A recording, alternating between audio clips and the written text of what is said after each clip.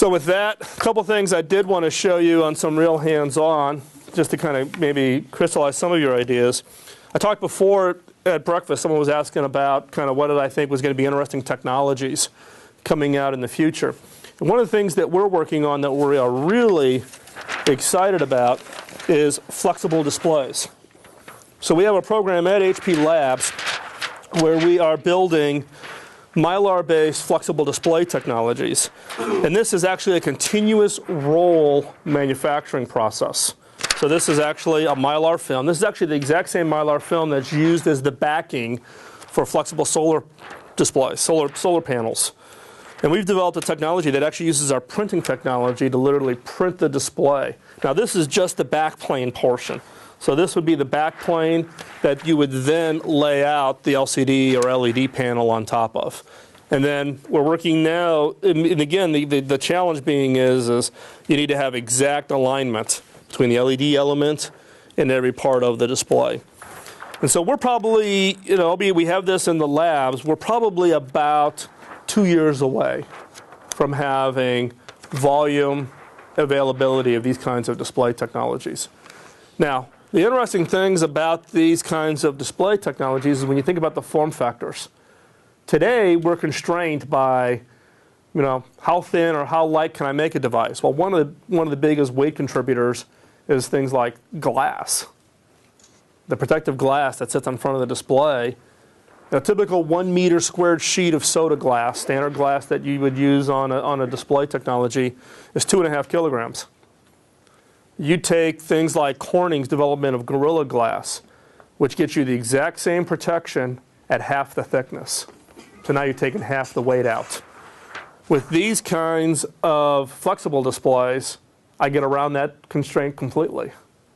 Now, do I believe that these are going to be technologies that we're going to roll up and stick into our pockets? No, because there's a fundamental durability issue of the actual material over time. But start thinking about the thinness of displays.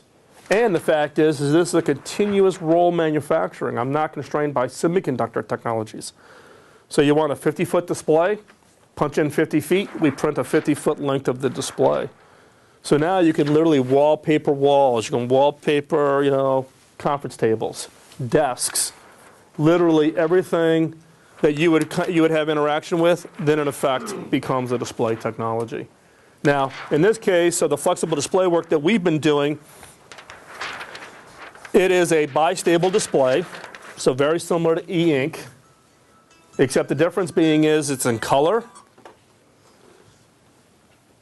However, it is bistable, so when you apply power, the image appears. I remove power, the image stays, so it's very power efficient.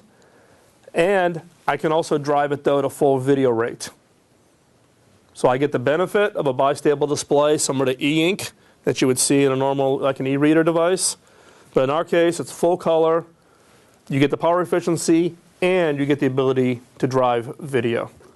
Our belief is that the amount of content that people are consuming is no longer about just text.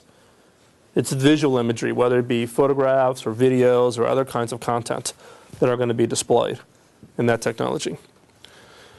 And then, for those of you who follow on the, did not bring in almost said the code word. Ooh, can't do that. I did not bring an HP Slate form factor device. But what I did bring is the precursor to the current device. So this is the actual prototype hardware that we developed for what is today, now has transformed itself into the HP Slate device that's everybody's yapping about. This is an e-reader device that was developed at HP Labs. We built 60 of these devices. And we actually then put these out in people's hands. It runs a little Linux kernel, creates an entire reading experience, full color with full video, etc. And we built 60 of these and we put them in people's hands over a number of years in order to understand what is it that people are really going to do with these kinds of devices. What is it they really want to do versus what do you think they're going to do. And this was kind of a crucial step in the evolution getting to Slate devices today, because one of the things we recognized is people's content was no longer about just what they could read from books or what they could read in black and white. Color became important, video is becoming increasingly important, photography is becoming increasingly important, and people get their content from a variety of different sources. They want to be able to have a full browsing experience. They want to be able to download and run different kinds of reader applications, such as the New York Times, Adobe Air Reader, et cetera. And so this became, again, a prototype platform. We built physical hardware, we put it in customers' hands, and then we use that feedback to then drive the overall decision-making process for what ultimately then comes out, as a finished product. And it's not just about, can I simulate it on a screen, but what we found, particularly in this device, is giving somebody a device that they could curl up in bed and read. Now remember, we built this device 5 years ago. So this is over a 5-year-old device, pre the availability of touchscreens. So it's just a standard LCD panel. And then basically we built touch strips in to simulate kind of the touch experience, piece, because we didn't have touch technology 5 years ago when we built these kinds, not on a display technology at this size. But again, this became an important input to the overall process that we used that ultimately resulted in the HP Slate device.